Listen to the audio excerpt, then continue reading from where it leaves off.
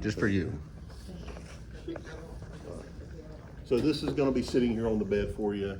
It's considered sterile, right? So just make sure you pick the pieces that you need. I'm gonna separate everything out. Let's see, we got that. Okay, so you come in, and basically we're gonna have like a pumpkin or whatever. Last year I had a pumpkin. And there's gonna be like 4 pieces of paper in there, labeled 1, 2, 3, 4. You pull it out. It's number 3. We're like, okay, so you get this scenario. So then you can go sit down, usually over there, and you just read through it. Take your time. You can go ahead and do your calculations, all that kind of good stuff, right? You probably have like, I think what the max would be 5 minutes to sit down and go through it. I have talked to Calvin in the morning. It may be 2.5 minutes. We'll see. So you take that, you read through it, get your calculations and all that, and then you say you're ready. I hit my phone. You got 30 minutes. So then you'll come over here. You're like, well, I want to go ahead and get my vent ready for the patient. So you come over here. You put your vent here. You come over. You plug in red, 50-50. You turn it on. You wait for it, and it'll cue you. Hey, you need to do your pre-use check. Just say, I would do the pre-use check. Blah, blah. I would compensate for tubing. Blah, blah. Then you'd literally come over here, grab all your supplies, and what do you say if something hits the floor? That's all you gotta do. And you hook everything. I'm not going to, but you hook everything up like you normally would. I'm gonna tell you, for some of you, some of the best plans. Actually, I guess I will hook up some of it. I use this. This right here is very helpful. So you come over, you got the where's the heater? Yeah, I'm gonna grab the one with the knots in it. That one works better. So you see this tubing right here? It's very convenient if you make sure that's in the back rather than the front somewhere. I would puncture the bag, just simply say that, and you can let it go. And then on this side, you come over, hook it to the inspiratory.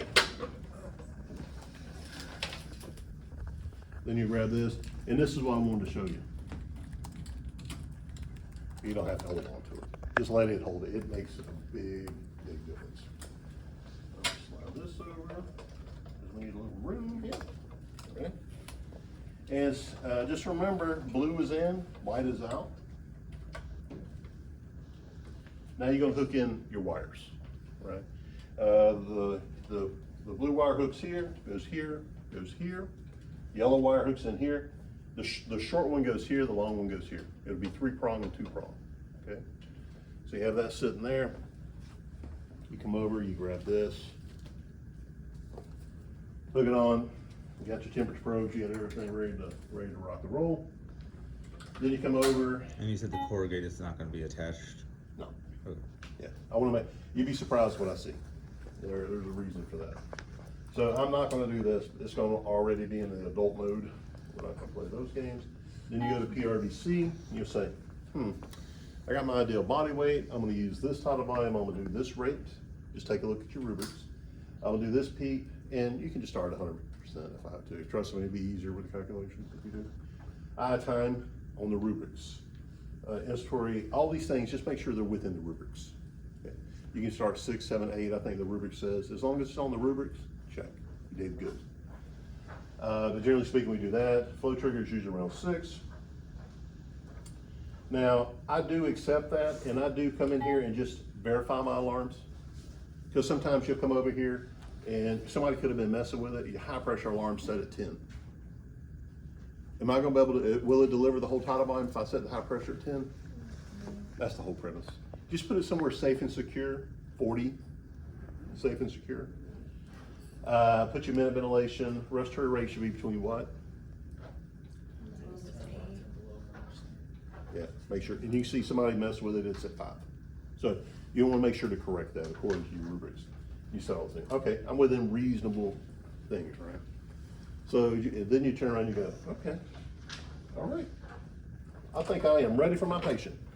That's our cue to say, okay, well, the patient's on the way up. They were either in surgery, ED, something. And then they come up, bagging the patient. The ET tube's already in, right? I'm gonna have the thing on there, secured in place.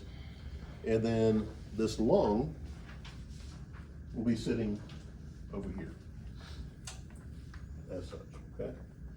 So when the patient says, hey, here's your patient, and everything else, you say, okay, and just verify they are who they are, right? Introduce yourself, even though it feels weird. Do all those things and aid it and all that kind of good stuff. Make sure you cover all this. And you come over. Let's turn this around a bit. So you come over. So what do I need to do first? Start ventilation. So you can come over, hit start ventilation. Take your patient up.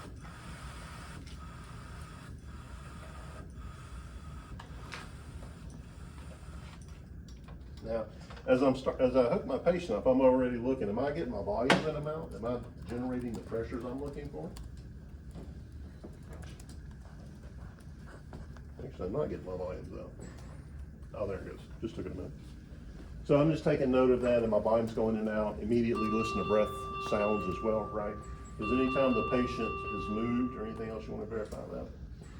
So I'm getting my volumes in and out. I'm listening to breath sounds, and I'm gonna give the ventilator a minute to get accommodated, right? So I'm listening to breath sounds. All right, let's check the CT tube. Yes, it is a 7.5 at 24 or whatever. That sounds good. And then after you listen to breath sounds, you say, I think I need to suction. You can suction. You're also looking at the patency of the airway. What did I get out? Calvin will probably ask you, what do you think you would see with that type of patient? After you've addressed all that, you will do cuff pressure. But before you get too far, like the breath sound, suction, all is good. That's when you come back and take a look at your alarms and reset those according to the rubrics, right? Okay. So you go through all that, you're like, all right, and you do your vent check. You know what? I look at these graphics for squiggles, wiggles. I might need to suction my patient. It could be water in the tubing as well. Oh, this isn't making it back to baseline. There's probably some auto peak here. Oh, this is just cutting off kind of quick, going straight down. There must be a leak somewhere. That's all we want to hear with graphics. Okay. So after you do all that, doing your whole check, you do the static compliance. We're going to ask you, what does that mean? What did you get? And all that kind of good stuff. I may ask you how you did it. And after you do your full vent check, remember that reminds you to do your sat checks, your vitals, and all that. Then you go, okay. Patient safe, secure, got good breath sounds, getting everything else. About 30 minutes, I'd go ahead and get a chest x-ray, and then about 30 minutes, get a gas, okay? Then we'll write a gas on the board. And then I'll hand you a piece of paper. I still haven't decided yet.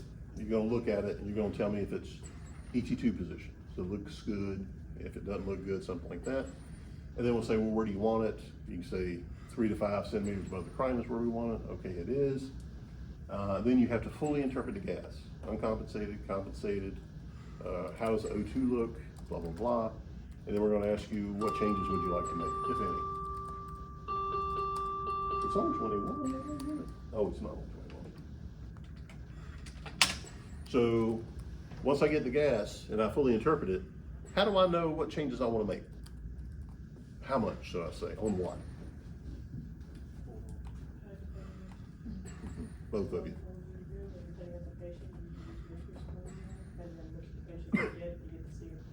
Always be mindful of that as well. If it's a COPD patient, the bicarb's elevated, you won't do winters, then do that.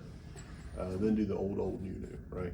So if I do the respiratory rate, which I advise all of you to do, that's generally what we do anyway, do the old, new, you got a new rate, and if Calvin doesn't see you do that, and if neither one see you do it, we'll say, how did you get the rate of 20? Why did you go from 18 to 20? Why 2? You say, oh, well, I use the old, new. We're like, okay. Because sometimes people will pull out their phones and they'll do it on paper, but they won't tell us what we're doing. If you don't want us to ask, just say out loud, I'm gonna do the old, new here, see what I got. And it's like, okay, well, you've answered our question. But if you don't, we'll just say, how did you get that number? And then of course, which is something you're gonna need to remember, do your PF ratio. I don't know if that's on your paper. So if my PaO2 was 80, what's my PF ratio? Right. Don't pull out your calculator. You know what'll happen. He'll laugh at you. And then we're gonna ask you, well, what does that 80 represent? What does that mean for your patient, right? Severe ARDS. That's what we're looking for. Unfortunately, because we have to use this long, everybody's probably gonna be in severe ARDS, and we can't really get pressures and things like we want, but we go in that realm. But let's say somebody asked me, what if my patient was an ARDS patient? Then we'll paint a picture like that, like their ARDS patient. Well, attached to that sheet will also be the ARDS net. And you can start going into the ARDS net protocol. Okay? So that's when you start adjusting, going to the higher peak levels. You start bringing that tidal volume down, and just keeping it like that. And just look at ArchNet, glance over it tonight. But you'll also have the sheet staple, or I don't know if it's stapled, but the sheet will be there for you. Made those adjustments. Generally what you want to do is if your plateau pressures are 34, you need to lower that tidal volume. Basically, if your plateau pressure is over 30, you want to lower that tidal volume. And you'll go down by 1 ml per kg. So if the patient's 80 mLs per kg and they're on 480, you're going to drop down 80. You'll be at 400 at tidal volume. You can go as low as 4. The respiratory rate can go as high as 35, but you want to keep that balance, right? And I'm going to tell you, anytime you mess with the tidal volume or the respiratory rate, you're changing ventilation, right? You're also dealing with CO2. It's also dealing with your auto PEEP. Have all those things in mind. We could ask questions about any of that. So you're going up to a rate of from 20 to 30. What about your eye time? It's still at 0.1 or still at 1. You see, that would be a problem, right? You need to cut that on down to about 0.8. So just be mindful of that. Of course, ask for pee in and out. And then there's those instructor-led questions that we're going to ask you. As a matter of fact, we'll ask those at the absolute end. If you don't tell us, it's not a big deal. And of course, you're going to be like, well, I would leave the patient like this. I made settings. You can simply say, I moved the ET tube, so I'm going to get another x-ray. I'm going to get another gas. We're not going to ask you to interpret another x-ray. We're not going to ask you to interpret another gas. We're just saying, okay, we'll put that down. And you say, I'm going to leave the patient safe until the x-ray and ABG comes back. I'm going to take my gloves off. I'm going to foam out. I'm going to document everything, and I'm done. Then we'll say, what are some signs of respiratory distress? What are some signs of impending respiratory failure? Generally, we want 3 or 4 at least. And we're like, okay, that's good, that's good. Of course, too much in and outs, and then basically you're done after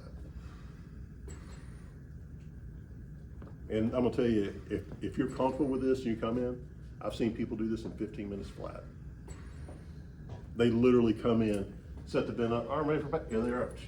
My ET tube is at this, everything's good. What about this gas? All this kind of 15 minutes done.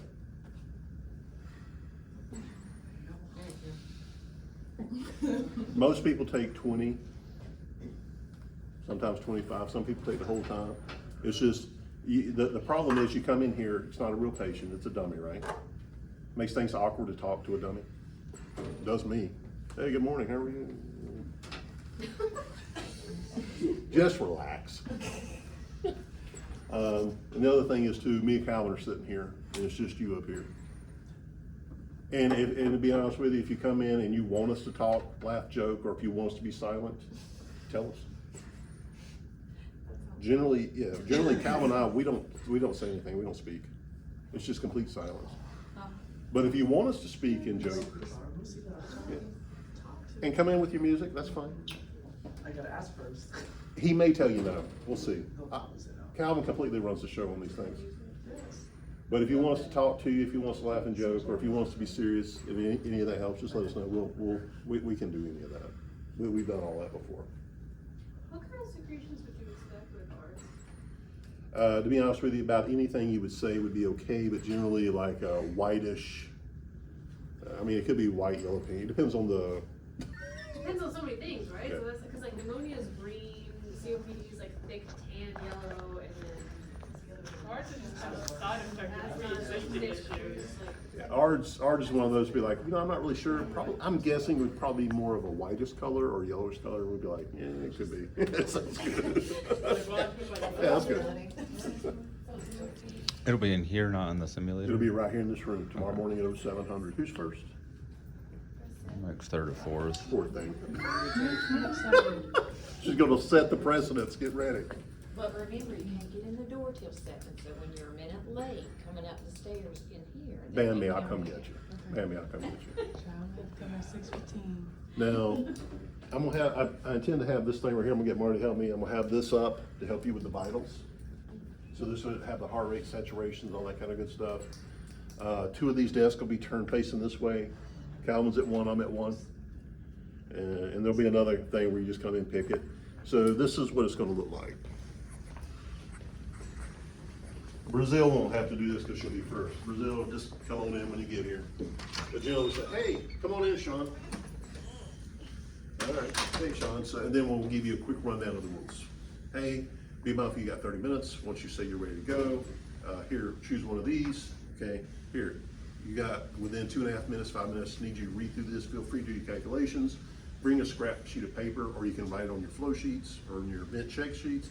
And then you're like, okay, so you go over there. And me and Calvin are probably sitting there talking. You're sitting doing all your calculations, you're getting ready, whatever. You're like, okay. We see you stand up. We're like, all right, let us know when you're ready. And you can just, you know, oh my goodness, you okay? He needs to get knocked, it's okay. Oh my gosh, I just like. So then you say you're ready. We're like, okay, begin. Or you can say, or you can just walk over and put things together. Whatever's more comfortable for you. We don't care. But as soon as you start, we hit the timer on my phone. It starts count up to 30. Then you just come over here and say, all right, I'm gonna get ready for my event, ready for invitation. You come over here, you plug in everything in, you grab everything like we did a minute ago, you're like, I'm ready, and that's where that part takes off. And then the rest of it flows accordingly. Do we have a sheet of paper to do calculations, or do we do it on the Absolutely. board? Bring a scrap sheet of paper with you, or you can do it on your vent check sheet if you want. The vent check sheet has to be new, no markings on it whatsoever. And then once you sit down there with your paper, you can write down anything you want. You can write down normal plateau pressures or whatever. You got, 2.5 or 5 minutes to do that. You can write down whatever you want on your paper over there. That's all legit. Then you come up here, do everything like we said, get it all together. And then you actually do the check like you did over the summer. Okay, and then you get a gas, x-ray, change, how did you do the change, how much ins and outs, all those little things. Sound a little bit better? So, if you guys want to, I know Marty wants to come up here as well, we can go through one scenario and I'll sit in the desk right here and we can pretend like it's real. Okay? Is anybody willing to volunteer for that? Charlotte will do it. All right, so this is where I needed my glasses. Hannah, Charlotte did it last time. Yeah, Hannah, you do it. Cause I like the way you talk.